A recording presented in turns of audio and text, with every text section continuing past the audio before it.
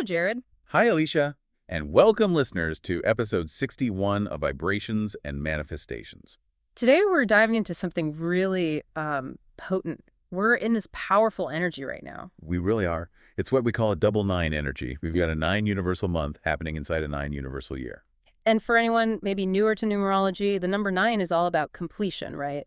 Yeah. Wrapping things up. Exactly. It's culmination, the closing of a cycle. So having this double dose, well, it really amplifies things. It makes it a profound time for, completion, release, real closure. It feels like the universe is kind of nudging us, saying, okay, time to deal with this. Definitely. It's about honoring old chapters, but then crucially clearing them out to make space for what's next. So let's bring you into this. Take a moment and reflect. What have you maybe already let go of this year? Yeah, maybe an old story you kept telling yourself. Yeah. Or perhaps a relationship that just wasn't serving you anymore. Yeah. A habit that was draining your energy. And then the flip side, what's still kind of hanging around? Mm-hmm. Is your physical clutter? You know, that pile in the corner you keep meaning to sort through? Or maybe it's more subtle, that vibrational clutter. Right. Things like lingering doubts, maybe some guilt you're carrying, or just constantly second-guessing yourself. That takes up space, too. This double 9 energy is perfect for tackling that. I often think of it like cosmic compost. Ooh, I like that. Cosmic compost. Yeah. You take everything that's finished, everything that's run its course, and you let it break down, transform into like rich nourishment for whatever's going to grow next in your life. It's powerful alchemy. And if you're listening and thinking, I'm not sure what needs to go, we actually did a whole episode on this, episode 50. Oh, yeah. What happens when you take out the trash in your life? That was a good one. It really helps identify that clutter, both physical and, energetic. And the reason clearing this stuff is so important, especially now, is because your intuition, well, it works best when there's space for it to be heard. Totally. When our inner world is cluttered with old stories, doubts, worries, it's just noisy in there. It's hard to hear that quiet, clear voice of your inner wisdom. But when you clear things out, it's like turning up the volume on your intuition. Suddenly, it's much clearer, like finding a lantern in the dark. And that lantern image, that's really central to what we want to explore today. Right. So here's the plan. We're going to look at the science behind intuition. What's actually happening in your brain and body. Then we'll guide you through some real-time practices you can use right away to strengthen that intuitive muscle. We'll also tackle some common blocks. We call it manifestation debug mode, things that create static on your intuitive channel. And we'll wrap up with a guided visualization, connecting with that inner lantern, using the archetype of the Hermit. Our goal is simple. By the end of our time together, you won't just understand intuition better, you'll have actual tools to trust it more, especially during this potent time of endings and beginnings. Let's start with that idea of the Hermit's lantern. Think about intuition like that. Yeah, it's not a giant floodlight showing you the entire path ahead for the next 10 years. Definitely not. And it's not a detailed map with every twist and turn marked out either. It's more like single flame. A gentle light held out in front of you. Exactly. It casts a small circle of light, just enough to see your very next step clearly. That's it. It's about trusting that next step even when you can't see the destination. Precisely. It guides you towards alignment, one step at a time. You don't need the whole picture. I had an experience like that when I was looking for an apartment a while back. It really drove this home for me. Oh, yeah. What happened? Well, I found this one place, and honestly, on paper, it checked all the boxes. Location, price, everything seemed perfect, logical. The rational mind's dream apartment. Totally. But the second I walked in, I felt this, this heavy, tight sensation right in my stomach. My brain was yelling, this makes sense. But my body was just, nope. What did that nope feel like? Was it just a thought or physical? Oh, completely physical, like a clenching, a definite contraction. Then I saw another place. Visually, it wasn't perfect, bit older, quirky layout. Okay. But as soon as I stepped inside, my shoulders literally dropped. I felt this quiet ease in my chest. The thought that came was just, I can breathe here. That sense of expansion. Exactly. So I chose that one, the second one, even though it wasn't the logical choice. And months later, found out the first place had all sorts of ongoing noise issues, difficult management. It would have been stressful. Wow. So your body knew. It knew. It was a powerful reminder that intuition is about resonance, that feeling, not just ticking boxes on a checklist. It really is. I had a different kind of experience, more about unexpected turns. I was running late for a meeting one day. Uh-oh. Stressful start? Yeah, already a bit behind schedule. Yeah. And I had my usual route mapped out, the fastest way.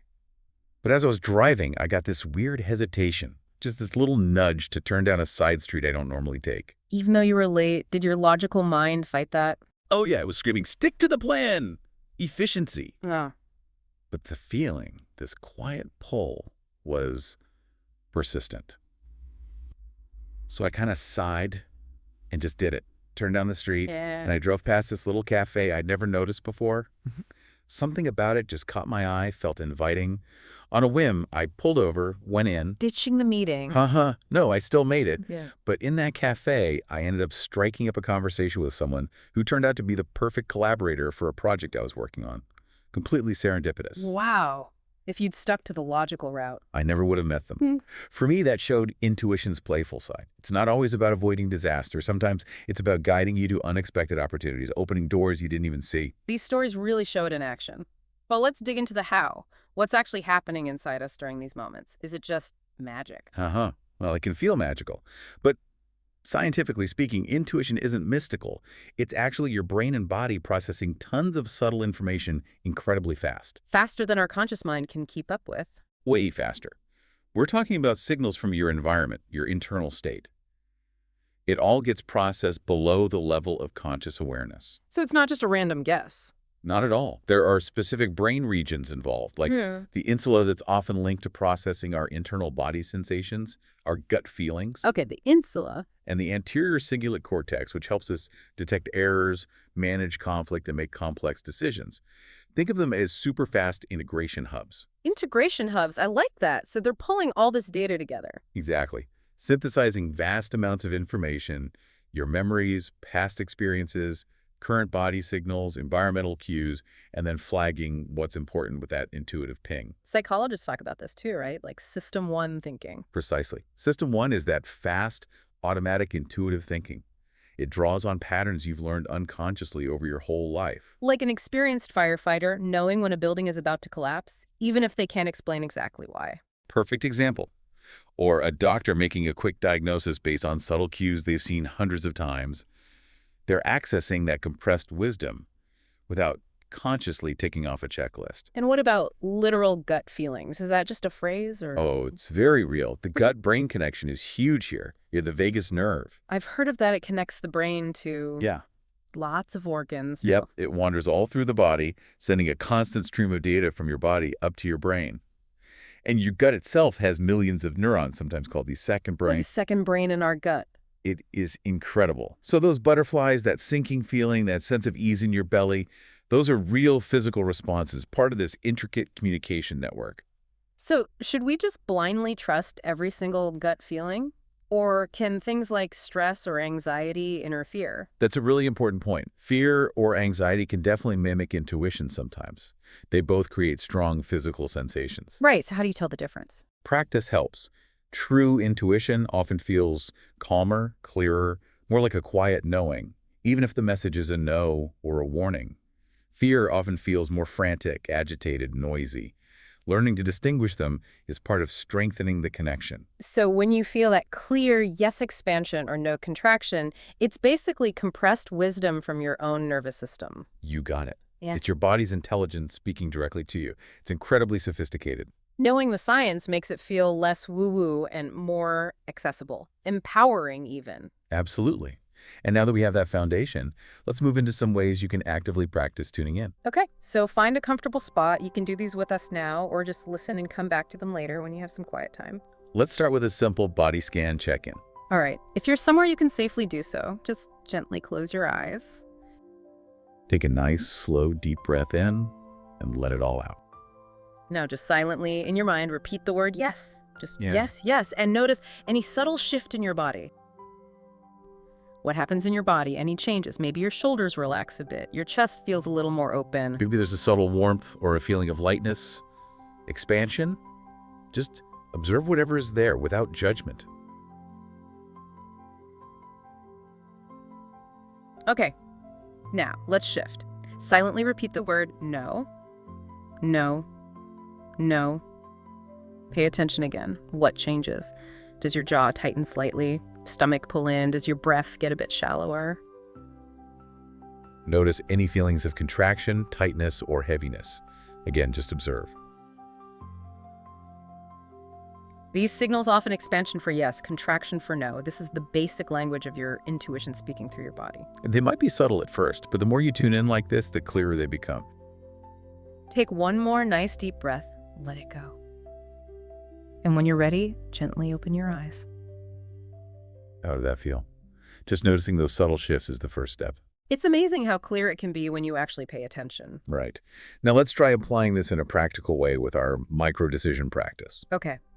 Think of a really small, low-stakes choice you could make soon. Like, should I have water or tea next? Or, should I stretch now or later? Text someone back today or tomorrow. Keep it simple. Got one. Okay. Now, hold the first option in your mind. Briefly picture yourself doing it. As you picture it, quickly check in with your body. Scan for that sense of yes or no. Does it feel light, easy, aligned, or a bit off? Now, clear that one and hold the second option in your mind. Picture that choice. Check your body again. How does it respond? Tighter, heavier, more ease, restless. That immediate little shift, that subtle feeling, that's your intuition giving you feedback. Practicing with these tiny decisions where the stakes are low builds your confidence and trust in that inner compass for bigger things. It really does. Another way intuition speaks is, well, when we're asleep. Ah, dreams, yes. So the next practice is the dream notebook. Super simple. Just keep a notebook and pen, or even your phone's notes app, right by your bed. When you first wake up, ideally before you even get up or check your phone, jot down anything you remember from your dreams. Images, feelings, snippets of conversation, even just a single weird word. Don't censor it. Don't try to make sense of it yet. Just capture the fragments. Over time, as you look back through your notes, you might start seeing patterns, recurring symbols, or themes. It's like your subconscious sending you coded messages. Paying attention helps you learn its language, strengthens your intuitive ear. I love that. Okay, one more practice. This one taps into creativity. Yes, the creative flow exercise. If you can, right now, grab a piece of paper and pen or open a blank note on your device. If not, just imagine doing this later. Okay. Set a timer for, say, 5 minutes. Just 5. And for those 5 minutes, just write. Let whatever thoughts come to mind flow onto the page. Don't edit. Don't censor. Don't worry if it makes sense or sounds silly. Just keep the pen moving or fingers typing. If your mind goes blank, literally write. I don't know what to write. I don't know what to write. Until a new thought pops in. The key is to bypass the inner critic. Exactly. Later, when you read it back, you might be surprised. Insights, ideas, feelings you didn't realize were bubbling under the surface might appear. That's intuition finding an outlet through creative expression.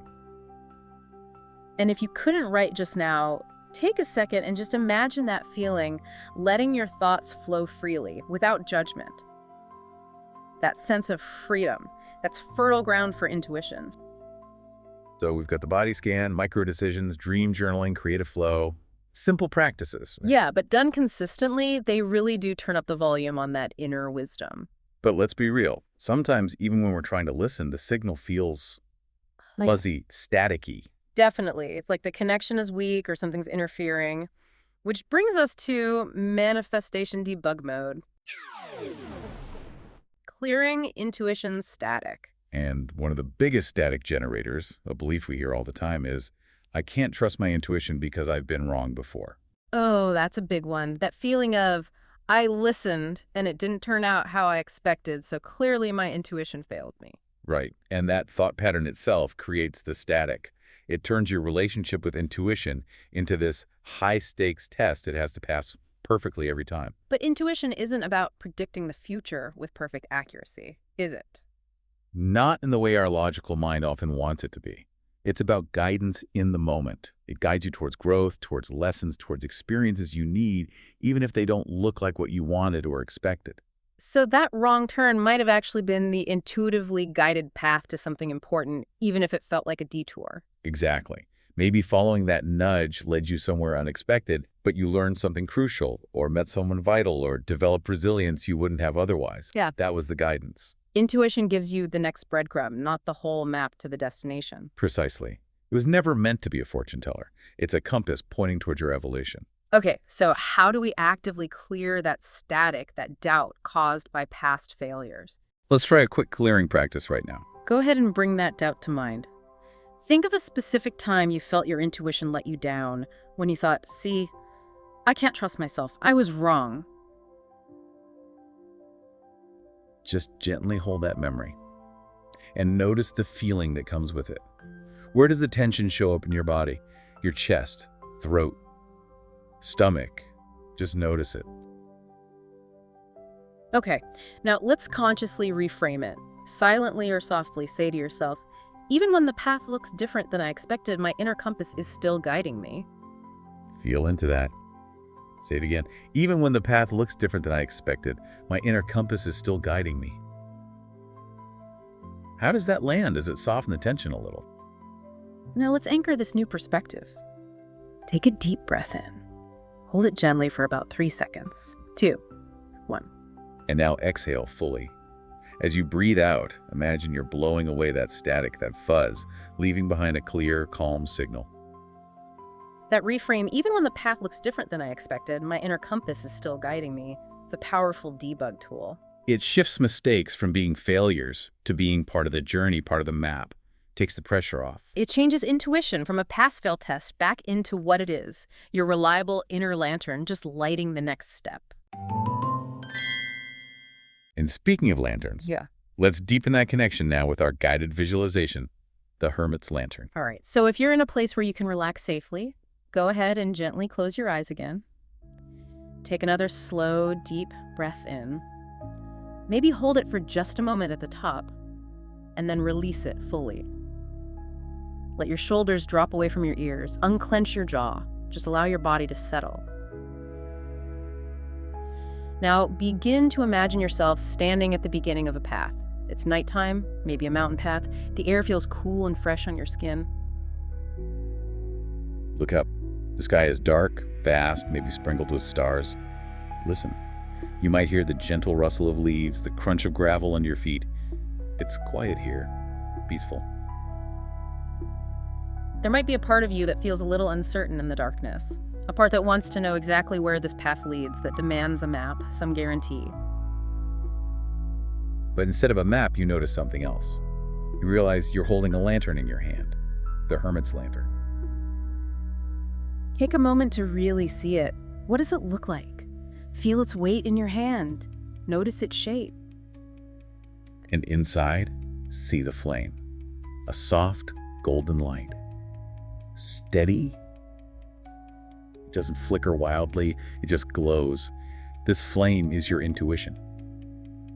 Notice how it doesn't blast light everywhere, illuminating the entire mountain? No, it casts a warm, clear circle of light right around your feet. Just enough light to see where to place your next step. Trusting that light, take one slow step forward onto the path. Feel your foot connect with the ground. Notice how the lantern's light moves with you, always illuminating just what you need for the step ahead. You don't need to see the summit right now. You don't need to know every twist and turn. Just this step, and now perhaps another, moving at your own pace, trusting the light you have. Now, gently bring to mind a situation in your life right now where you're seeking some clarity or wondering about the next step. Don't force an answer. Just hold the situation lightly in your awareness. Imagine lifting your lantern a little higher.